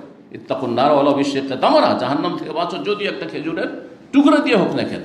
জি, এই শীতকাল আসছে, সুতরাং এগুলো খেয়াল রাখতে হবে। আপনার গ্রামে কারো কাছে শীতের বস্ত্র নেই, আর আপনার কাছে শীতের বস্ত্র শেষ নেই, আপনার ছেলে যেন প্রতি বছরে বছর আপনি শীতের বস্ত্র পাঠাচ্ছেন বা নিয়ে যাচ্ছেন দেশে, কেন? আপনি দেশের এলাকার গরিবদেরকে দেন, আল্লাহ যেন তৌফিক দান করেন। রাসূলুল্লাহ সাল্লাল্লাহু আলাইহি জামানায় অধিকাংশ মানুষের একটি কাপড় থাকতো, অধিকাংশ মানুষের একটি কাপড়। তো একটি কাপড়ে যদি কাঁধ সহ ঢাকা সম্ভব হয় হাঁটু পর্যন্ত, তাহলে এখানে বেঁধে নিবে ওইভাবে যেমন বললাম। আর যদি তা না হয়, যে কাপড়টা একটি আছে সেটা দিয়ে এখান থেকে নিয়ে অথবা এই নাভির ওপর থেকে নিয়ে হাঁটু পর্যন্ত, হাঁটুর নিচ পর্যন্ত যাবে, তাহলে কাঁধে এখানে যদি বাঁধে তো এদিকে রান খুলে যাবে, ঠিক আছে? লজ্জাস্থান ওই দিক থেকে খুলে যাবে, যখন সেজদায় যাবে তখন ওই লজ্জাস্থানও খুলে যাবে। তো কি করবে তাহলে? তখন একটি কাপড় কিন্তু ছোট, তখন কি করবে? তখন যেটা বেশি গুরুত্বপূর্ণ, তখন লুঙ্গি শুধু করে নেবে, এইখানে বুকের উপর বা পেটের উপরে বেঁধে নেবে, লুঙ্গি শুধু, খালি গায়ে সালাত আদায় করছে, সালাত আদায় করতে হবে। আরে ভাই আমার গেঞ্জি নেই, তো আমার কাপড় নেই। আজকাল বেনামাজিদের সবচেয়ে বড় অজুহাত হচ্ছে যে কাপড় ঠিক নেই, কাপড় ঠিক নেই, মাসিক হয়েছে।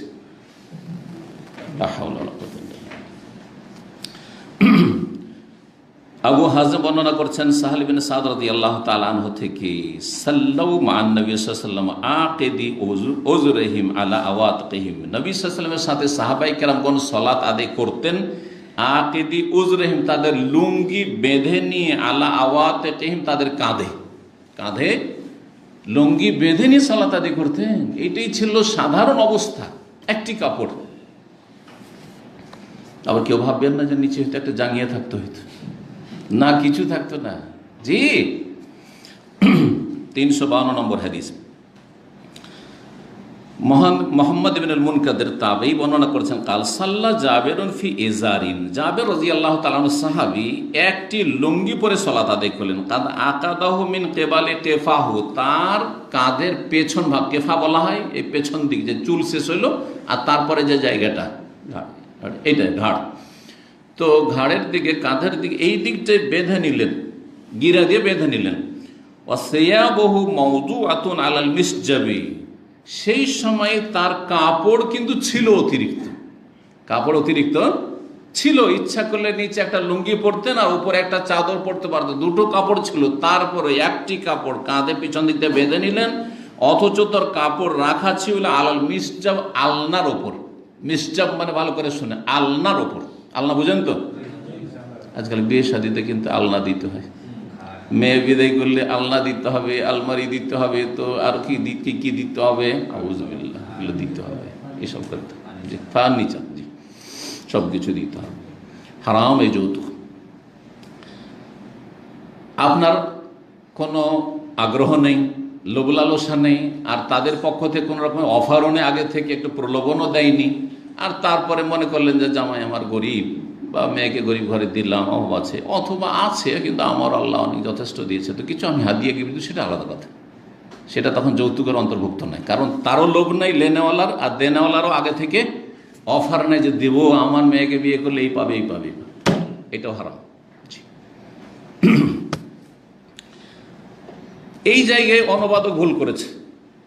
ওখানে কি বলছে, বলছে যে তার কাপড় কোথায়, আলনার কথা, যে আরেকটা কাপড় ছিল বা একাধিক কাপড় আলনার উপর আছে, তারপরে একটা কাপড় করে সালাত আদায় করছেন, বোঝানোর জন্য যে এক কাপড়ে অতিরিক্ত কাপড় থাকতেও কেউ যদি এক কাপড়ে সালাত আদায় করে মাঝে মধ্যে, তো জায়েজ, কোনো অসুবিধা নেই। জায়েজ কাজ করে দেখা কিসের জন্য, বৈধতা প্রমাণ করার জন্য সাহাবী করেছেন, যাতে করে মূর্খ লোকেরা ভুল না বুঝে যে যার দুটা কাপড় আছে এক কাপড়ে সালাত হবেই না, এমন না বুঝে।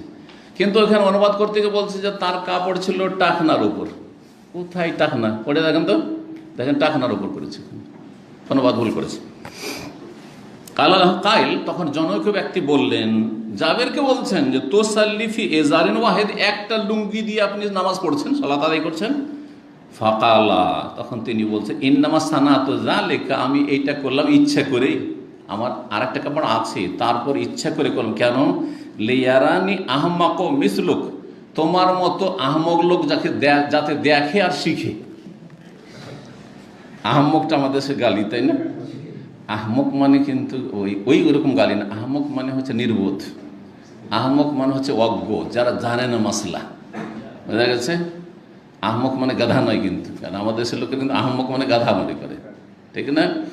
গাধা যেমন নির্বোধ, যে কতটি বোঝা পিঠে আছে বুঝে না, ওই রকম ভেবে নেই। আসলে এত মানে খারাপ গালি নয়, আহমাক আরবি শব্দ।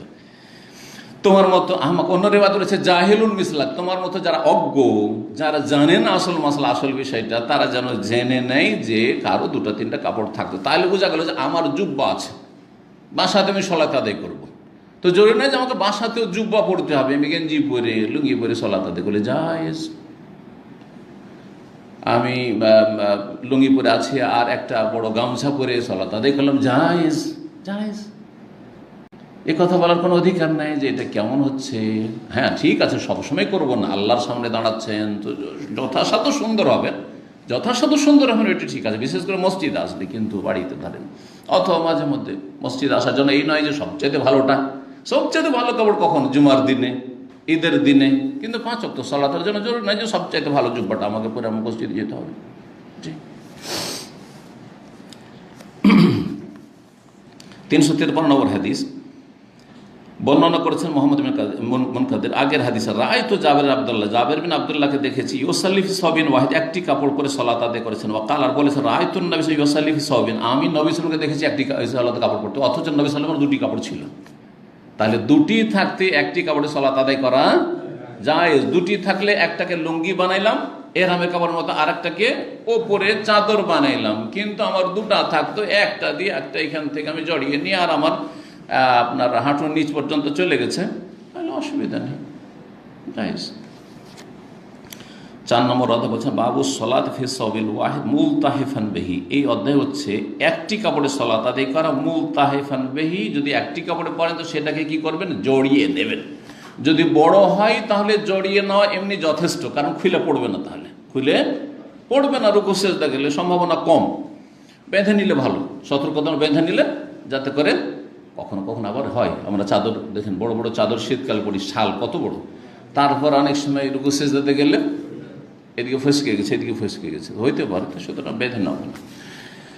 আর যদি ছোট হয়, যে খুবই সম্ভাবনা আছে যে রুকু সিজদাতে যখন নড়াচড়া করবো সালাতে, তখন সামনের দিক থেকে খুলে যেতে পারে, তাহলে কি করতে হবে, তখন তখন ওই যে আগের হাদিসটা কাঁটা দিয়ে, যদি বোতাম থাকে, বোতাম আছে, বোতাম লাগিয়ে নেন আপনি ওতে, আর বোতাম না থাকে তো আপনি পিন দিয়ে বা যেভাবে হোক না কেন আটকে নেন আপনি।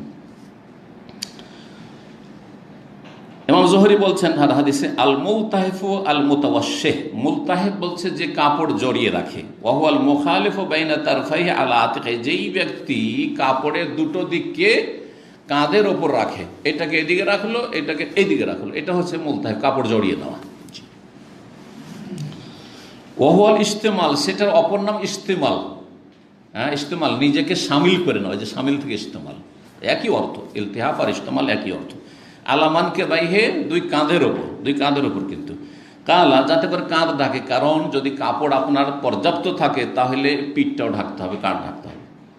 পর্যাপ্ত না থাকে তখন আপনি নিচের দিক ঢাকেন, নিচের দিক বেশি গুরুত্ব দিন। কিন্তু আছে এখান থেকে নিয়ে হাঁটু পর্যন্ত ঢাকা যাবে, তাহলে পুরোটাই ঢাকতে হবে, যেমন হাদিস আসবে আরো।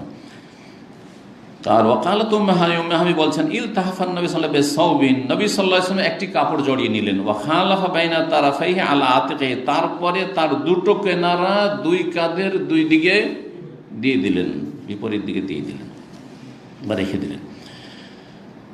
ওমর ইবনে আবি সালামা বর্ণনা করছে আন্নান নবী সাল্লাল্লাহু আলাইহি ওয়াসাল্লাম ফি সাওবিন ওয়াহিদ, নবী সাল্লাল্লাহু আলাইহি ওয়াসাল্লাম এক কাপড়ে সালাত আদায় করলেন। কাদ খালাফা বাইনা তারাফাইহি, আর দুই কিনারা একটাকে তার অপর দিকে রাখলেন, এইটাকে এই দিকে আর এটাকে বাম দিকেটাকে ডান দিকে, এভাবে রাখলেন। 355 নম্বর হাদিস ওমর ইবনে সালমা থেকে বর্ণিত। একটি হাদিস বারবার করে নিয়ে আসছেন, কিছু কম আছে কিছু বেশি আছে এইভাবে, সেই জন্য আন্নাহু রাআন নবী, তিনি দেখেছেন নবী সাল্লাল্লাহু আলাইহি ওয়াসাল্লাম ইউসাল্লি ফি সাওবিন ওয়াহিদ ফি বাইতি উম্মে সালামার বাড়িতে একটি কাপড়ে সালাত আদায় করেছে। তাহলে বোঝা যাচ্ছে এই নামাজটি কোথায় ছিল? সালাতটি বাড়িতে ছিল, হ্যাঁ, মসজিদে ছিল না, কিন্তু প্রয়োজনে নাই তখন মসজিদে। উম্মে সালামা রাদিয়াল্লাহু তাআলা, আর এই ওমর ইবনে আবু সালমা উম্মে সালমারই ছেলে এটা, কিন্তু তার আগের স্বামীর আবু সালমার ছেলে। তার মানে নবী সাল্লাল্লাহু আলাইহি ওয়াসাল্লাম বাড়িতে সে লালিত পালিত হচ্ছিল, আগের স্বামীর ছেলে। কাদ আলকা তারাফাইহি, দুই কিনারাকে রেখে দিয়েছে, আলা আতিকাইহি, দুই কাঁধের ওপর। জি। 356 নম্বর হাদিস ওমর ইবনে আবি সালমা থেকে বলছেন রাআইতু রাসূলুল্লাহ সাল্লাল্লাহু আলাইহি ওয়াসাল্লাম ফি সাওবিন ওয়াহিদ, আমি দেখেছি রাসূলুল্লাহ সাল্লাল্লাহু আলাইহি ওয়াসাল্লাম সালাত আদায় করতে একটি কাপড়ে, মুস্তামিলান বিহি, সেই কাপড়টাকে জড়িয়ে, ফি বাইতি উম্মে সালামার বাড়িতে, ওয়াদিয়ান তারাফাইহি, দুই কিনারা রেখে, আলা আতিকাইহি, দুই কাঁধের ওপর। শব্দের পার্থক্য।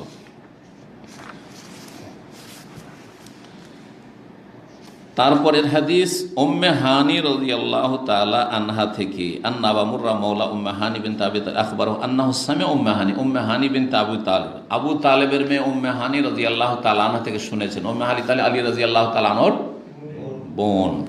তাকুলু, তিনি বলেন, যাহাবতু ইলা রাসূলিল্লাহ আমাল ফাতিহ, আমি গেলাম রাসূলুল্লাহ সাল্লাল্লাহু আলাইহি ওয়াসাল্লামের কাছে মক্কা বিজয়ের বছর।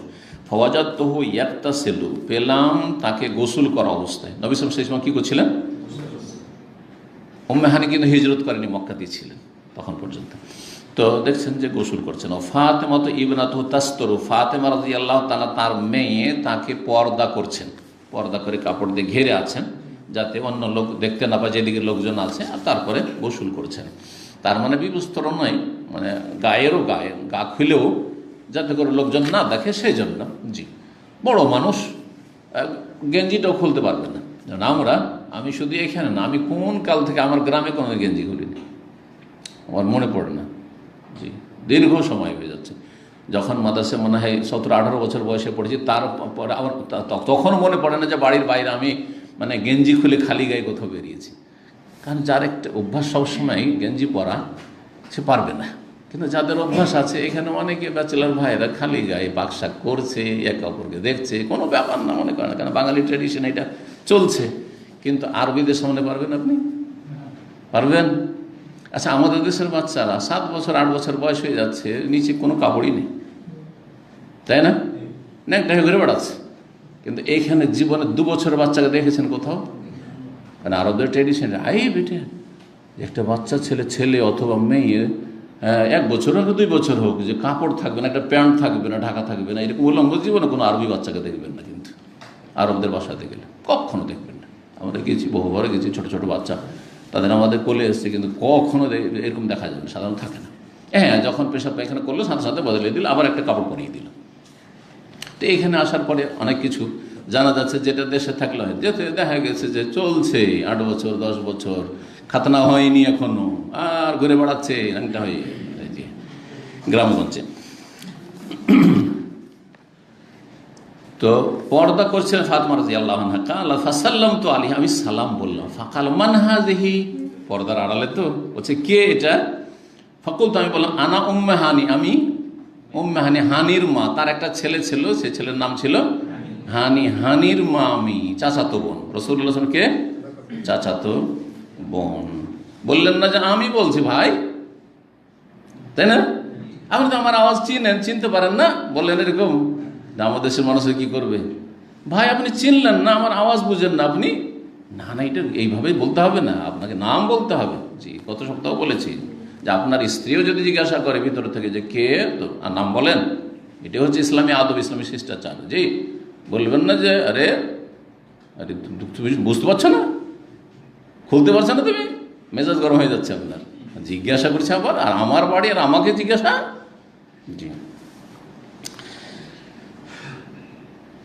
বলছেন যে উম্মে হানি ফাকালাম, নবী সাল্লাল্লাহু আলাইহি ওয়াসাল্লাম বলেন মারহাবান বে উম্মে হানি, মারহাবা, সাদর সম্ভাষণ উম্মে হানিকে। তাহলে বোঝা গেল যে যদি ফিতনার আশঙ্কা না থাকে তো কোনো মহিলাকে মারহাবা বলতে পারেন, হ্যাঁ স্বাগত জানাইতে পারেন, জি সালাম আলাইকুম পরে সালামও দিতে পারেন। কিন্তু সালামে যদি ফিতনা হয়, সালাম নিয়ে যাবে কালামে, কালাম নিয়ে যাবে মুচকি হাসিতে, মুচকি হাসি নিয়ে যাবে কথা বলাতে, কথা বলা নিয়ে যাবে আর কোথাও। কথা বোঝা গেছে? ব্যভিচার কিন্তু আর পরকীয়া বা প্রেম এগুলো কিন্তু একদিনে হয় না, এইভাবে হয়েছে। সুতরাং ওখানে রাস্তা বন্ধ করে দিতে হবে। এর আগে এই বিষয়গুলো আলোচনা করেছি যে বেগানা মহিলাকে সালাম দিতে পারবে, রাস্তাঘাটে দেখা হলে বেগানা মহিলা আপনাকে সালাম দিতে পারে, আমাকে সালাম দিতে পারে, কিন্তু কথা হচ্ছে ফিতনার আশঙ্কা নেই, লোকজন আছে সামনে, অথবা নির্জনে থাকলেও ফিতনার আশঙ্কা নেই। ফিতনার আশঙ্কা নেই বলতে আপনার বৈশিকা মহিলা, যুবতী হলে ফিতনার আশঙ্কা আছে, বেগানা হলে কেন আপনি সালাম দেওয়া নেওয়া করতে যাবেন যুবতীর সাথে? জি, ফালামা ফারাগামিন গোসলি, গোসল থেকে যখন অবসর হলেন, গোসল শেষ করলেন, কামা দাঁড়ালেন সলাতে, সকালবেলা ছিল। ফাসাল্লাহ সামানিয়া রাকাতিন, 8 রাকাত সলাত আদায় করলেন। মুলতাহিফান ফি সাওবিন ওয়াদি, একটি কাপড় পরে, একটি, মক্কা বিজয়ে এসেছেন মক্কা বিজয় করার জন্য, একটি কাপড়ে। ফালাম্মান সারাফা, যখন 8 রাকাত পড়ে ফিরলেন, কুলতু ইয়া রাসূল, আমি বললাম, জামা ইবনু উম্মি আন্নাহু কাতিলুন রাজুলান কাদ আজারতুহু ফুলান ইবনে হুবাইরা। এর আগে বলি এই 8 রাকাত কিসের সালাত ছিল? হ্যাঁ, সালাতুদ দুহা, চাস্তের সালাত। সালাতুদ দুহা আরবিতে, ওইটা ফার্সি ভাষায় হচ্ছে চাস্তের সালাত। আর দোহা মানে হচ্ছে পূর্বাহ্ন, হ্যাঁ দুপুর হওয়ার আগের সময়টা, এইটা হচ্ছে চাস্ত, আর ওইটা হচ্ছে দোহা।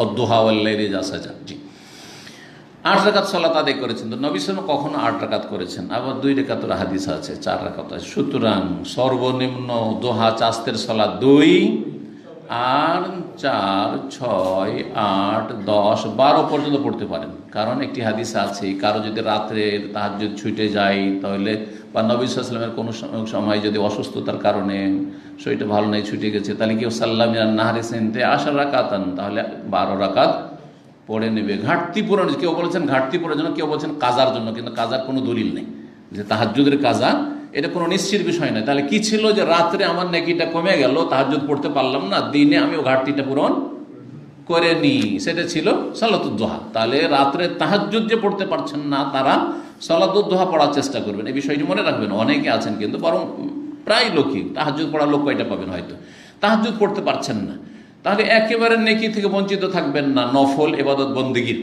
বরং কি করবেন, দিনে সকালবেলা একটু সময় করলে হয়। এমনকি অফিস টাইমে কোনো অসুবিধা নেই, আপনি 2 রাকাত সালাত আদায় করেন, অফিসে বাধা দেবে এমন নাই হয়তো, ইল্লা মাশাআল্লাহ। তো কথা হচ্ছে যে অভ্যাস করে নিলে হলো, অফিস বের হওয়ার আগে উজু করলাম, নাস্তা করলাম, উজুর সাথে সাথে ফ্রেশ হইলাম, সাথে সাথে রেডি হচ্ছি অফিসের জন্য, 2 রাকাত সালাত পড়ে বেরোলাম, আমার বরকত হলো, বাড়িরও বরকত হইলো, আর তারপর আবার রাস্তারও বরকত হলো। সালাতের মাধ্যমে আল্লাহর কাছে সাহায্য চাইলাম, নিরাপত্তা চাইলাম, তারপরে আমি অফিসে আসলাম, ডিউটিতে আসলাম। অভ্যাসগুলো করলেই হয়, আলহামদুলিল্লাহ। আর যে অভ্যাস করে নেবে ও ভুলবে না। আজকে একদিন যদি ছুটে যায় তোকে খারাপ লাগবে, যে যেমন কোনো মানে ঘাটতি ত্রুটি, আজকে একটা কোনো ত্রুটি হয়ে গেছে, অথচ একটা নফল কাজ ছিল। কিন্তু অনেক নাকি 360টি যে অঙ্গ প্রত্যঙ্গ আপনার আমার আছে, প্রত্যেকটি অঙ্গের সাদকা 2 রাকাত হয়ে যাবে, 2 রাকাত হয়ে যাবে। বহু ফজিলত রয়েছে সালাতুদ দুহা। সুতরাং বিশেষ করে বলবো, যারা তাহাজ্জুদ পড়তে পারছেন না, তারা কি করবেন, সালাতুদ দুহা সর্বনিম্ন 2 রাকাত পড়ে নেবেন, যখন পারবেন বেশি পড়বেন। ফালাম্মান সারাফা ফিরলেন, কুলতু ইয়া রাসূলুল্লাহ, জামা ইবনু উম্মি, আমার মায়ের সন্তান, মানে মায়ের পেটের সন্তান, অথচ আপন ভাই ছিলেন আলী রাদিয়াল্লাহু আনহু, কি ছিলেন, আপন ভাই। কিন্তু শুধু মায়ের সন্তান কেন বলেন, হয়তো বাহ্যিক কেউ বুঝবে মায়ের সন্তান মানে বাপের নয়, বাপ 2 ছিল, এক মায়ের পেটের না। আসল উদ্দেশ্য হচ্ছে যে না, আপন ভাই, আমার মায়ের সন্তান মানে মায়ের পেটের ভাই।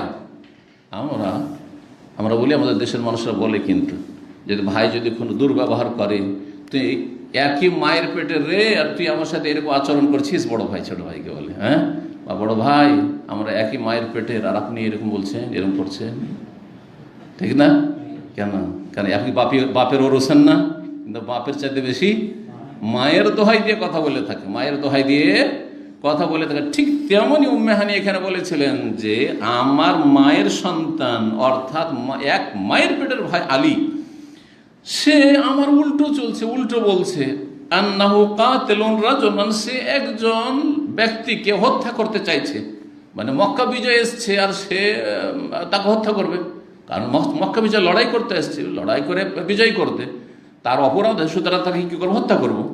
কাদ আজার তহু ফোলান না হবায়রা, কিন্তু তাকে আমি নিরাপত্তা দিয়েছি, আমি আগে বলে দিয়েছি যে তুমি নিরাপদ, কারণ সে তার স্বামীর আত্মীয় ছিল, উম্মে হানির স্বামীর আত্মীয়। তো এই দিক থেকে স্বামীর দিক থেকে দরদ আছে। ধরেন দেবর, যদিও দেবর মনে করেন বেগানা, কিন্তু দেবরের সাথে একটা আত্মীয়তা আছে তো, যে স্বামীর ভাই, সেটা ঠিক না? তারপরে ধরেন স্বামীর চাচা, স্বামীর মামা, এদের সাথে একটা রিলেশন অবশ্যই আছে, যদিও বেগানা এরা। তা আমি আমার স্বামীর আত্মীয়কে আগেই পানাহা আশ্রয় দিয়ে দিয়েছি যে না, তোমাকে কেউ মারবে না, তোমার গায়ে কেউ হাত দিতে পারবে না, তুমি আমার বাড়িতে আশ্রয় না। আর আলী কেমন কেন আমার ভাই জেনে নিয়েছে যে আমার বাড়িতেও আশ্রয় নিয়ে আছে, বলছে ওকে আমি হত্যা করবো, ওকে মারবো। চলে এসছে অভিযোগ করার জন্য কার কাছে? রাসূলুল্লাহ সাল্লাল্লাহু আলাইহি ওয়াসাল্লামের কাছে, যে এই আলী এই কাজ করছে আমার ভাই। ও হচ্ছে ওই যে ফলান ইবনে হুবাইরা, হ্যাঁ, অমুক হুবাইরার ছেলে অমুক, একে হত্যা করে বলছে। জাদা ওর নাম ছিল, জাদা। ফাকালা রাসূলুল্লাহ, রাসূল বলছেন তাকে সান্ত্বনা দেওয়ার জন্য, কাদ আজারনা মান আজারতে ইয়া উম্মে হানি, হে উম্মে হানি, তুমি যাকে আশ্রয় দিয়েছো তাকে আমরাও আশ্রয় দিয়ে দিলাম। আমরাও কি করলাম? আশ্রয় দিয়ে দিলাম। তাহলে আর আলী কি করে হত্যা করবে? আমি রাসূলুল্লাহ সাল্লাল্লাহু আলাইহি ওয়াসাল্লাম আশ্রয় দিয়ে দিলাম। কথা বোঝা গেছে? এখানে নারীর গুরুত্ব দেখানো হয়েছে, নারীর বাক স্বাধীনতার, হ্যাঁ, নারীর মতের, নারীর মত প্রকাশ করা, মত প্রকাশের অধিকার। আজকাল এই সব ভাষাগুলি কিন্তু দুনিয়াদাররা ব্যবহার করছে না? করছে না? ইসলাম 1400 বছর আগে নারী অধিকার দিয়েছে, যে একজন নারী, আরে আলী তোমার বোন, একে নিরাপত্তা দিয়েছে, যথেষ্ট, রাষ্ট্রীয় নিরাপত্তার মতো। অথচ একজন সাধারণ মহিলা, সে যখন ওদের নিরাপত্তা দিয়েছে, সেটাতে আমরাও নিরাপত্তা দিচ্ছি, সেটাকে শ্রদ্ধার নজরে দেখতে হবে। সে একজন মুসলিম যে নিরাপত্তা দিয়েছে। কালাত উম্মে হানি, উম্মে হানি বলছেন যে ওয়াযালিকা দোহান, এটা চাষতের সময় ছিল, দোহার সময়, এই সময়টা সকাল সকাল ছিল, চাষতের সময়। 358 নম্বর হাদিস। আর এই দিয়ে আজকে শেষ করি, কারণ যদিও হাদিসগুলো একই রকম প্রায় আছে, কিন্তু সময় যথেষ্ট হয়ে গেছে। আবু হুরায়রা রাদিয়াল্লাহু তাআলা আনহু থেকে বর্ণিত, আন্না সাইলান সাআলা রাসূলুল্লাহ সাল্লাল্লাহু আলাইহি ওয়াসাল্লাম, জনৈক ব্যক্তি জিজ্ঞেস করলেন, জনৈক জিজ্ঞাসাকারী, সাইল জিজ্ঞাসাকারী জিজ্ঞাসা রাসূলুল্লাহ সাল্লাল্লাহু আলাইহি ওয়াসাল্লাম আনিস সালাতি ফি সাবিন ওয়াহিদ, এক কাপড়ে সালাত আদায় করা সম্পর্কে, যে একটি কাপড়ে কি সালাত হবে? শুধু একটা কাপড় গোটা শরীরে। ফাকালা রাসূলুল্লাহ সাল্লাল্লাহু আলাইহি ওয়াসাল্লাম, তার উত্তরে বলেছেন, আওয়া লিকুল্লিকুম সাওবানে, এক কাপড়ে সালাত হবে না তুমি মনে করছো? তাহলে কি তোমাদের প্রত্যেকের 2টা করে কাপড় পর্যাপ্ত আছে? কি এমন আছে যে 2টা করে কাপড় আছে? শতকরা 1-2টা লোক হয়তো আছে যার 2টা কাপড় আছে, এমন অভাব ছিল, সুবহানাল্লাহ। তাহলে কি করে শরীয়তে এই নির্দেশ দেওয়া যেতে পারে যে 2টো কাপড় লাগবে মাস্ট, একটা উপরে একটা নিচে? না না না, একটি কাপড় যথেষ্ট। আওয়ালে কুল্লিকুম সবান, তোমাদের প্রত্যেকে কি 2টা করে কাপড় আছে? নাই, কিন্তু এখন আলহামদুলিল্লাহ আছে, সেটা আমরা পড়ছি, জুব্বাও পরছি, নিচে পায়জামাও পরছি, কিন্তু পায়জামার কোনো দরকার নেই। জুব্বা যদি মোটা কাপড়ের হয়, মোটামুটি বা রঙিন হয়, তাহলে ভিতরে কিছু নজর আসবে না। তবে সাদাগুলিতে সমস্যা আছে, সাদাগুলিতে অবশ্যই সমস্যা আছে না? নেই, কিন্তু সাদাগুলির নিচে যদি আন্ডার প্যান্ট করে থাকে, জাঙ্গিয়া পরে থাকে, অসুবিধা আছে? এটাকে অনেক কিন্তু ইন্ডিয়ান বাংলাদেশিরা আরবদের দোষ ধরে, আরে ও জুব্বার নিচে তো সাদা হয়ে দেখা যাচ্ছে এখানে পর্যন্ত, বলে না, খালি দোষ খুঁজে, অথচ কোনো দোষ করেনি। ও রানের কাছাকাছি যে আন্ডার প্যান্টটা থাকে নিচে, ওইটা রানের কাছাকাছি থাকে। আর একটু আগে বললাম যে রান একবারে যে খোলা যাবে এমন কথাও নেই। যদি হাঁটু পর্যন্ত হয়ে যায় তাহলে তো কোনো সমস্যা নেই, যথেষ্ট। এটা যে পায়জামাই হইতে হবে একবার জরুরি নাই, হাঁটু পর্যন্ত যথেষ্ট। নিচে একটা প্যান্ট আছে, হাফ প্যান্ট। আর যদি এক একটু উঠেও থাকে আর আপনার জুব্বা পাতলা থাকে, তাও কোনো নাজায়েজ কাজ করে দিলে এমন কিছু নয়, কারণ লজ্জাস্থান একবারে খুলে যায়নি, ঢাকা আছে, তো এগুলো দোষের বিষয় নেই। তারপরে উজুর সময় যে ওরা তো মাসালা জানে যে উজুর সাথে কাপড়ের কোনো সম্পর্ক নেই, উলঙ্গ হয়ে উজু করা যায়, আরবরা জানে, কিন্তু আমাদের দেশের লোকেরা মনে করে না, হাঁটুর উপরে কাপড় উঠানো যাবে না। উজুর অবস্থা বা উজুর পরে হাঁটুর উপর কাপড় উঠালে উজু নষ্ট হয়ে যাবে, যার ফলে যখন দেখে আরবরাকে যে জুব্বাটাকে উল্টে উজু করছে, আরে দেখো দেখো দেখো এদের উজু হবে, আর এদের উজু হয় না তো এদের নামাজ কি করে হবে, দিল ফতুয়া ঝেড়ে, কথা বলছেন না, অথচ নিজেই জাহিল। তো এই ছিল হাদিস, আর এখানে আলোচনা শেষ করছি ইনশাআল্লাহ। আল্লাহ রাব্বুল আলামিনের কাছে দোয়া করে আল্লাহ যেন আমাদেরকে দিন দুনিয়ার সার্বিক কল্যাণ দান করেন এবং উপকারী জ্ঞান দান করেন। আল্লাহ রাব্বুল আলামিন আমাদের নেক হায়াত দান করেন। যেসব ভাইরা সরাসরি শুনলেন অথবা অনলাইনে শুনলেন, লাইভ শুনলেন অথবা শুনবেন, আল্লাহ সবাইকে যেন জাযায়ে খায়ের দান করেন এবং আল্লাহ সবার যেন ভালো করেন। ভালো মানুষদেরকে আল্লাহ হেফাজতে রাখেন, মন্দদেরকে আল্লাহ হিদায়াত দান করেন এবং মন্দদের অনিষ্ট থেকে ভালোদের আল্লাহ হেফাজত করেন। ওয়া সাল্লাল্লাহু আলা নবিয়িনা মুহাম্মদ ওয়া আলা আলিহি ওয়া সাহবিহি আজমাইন।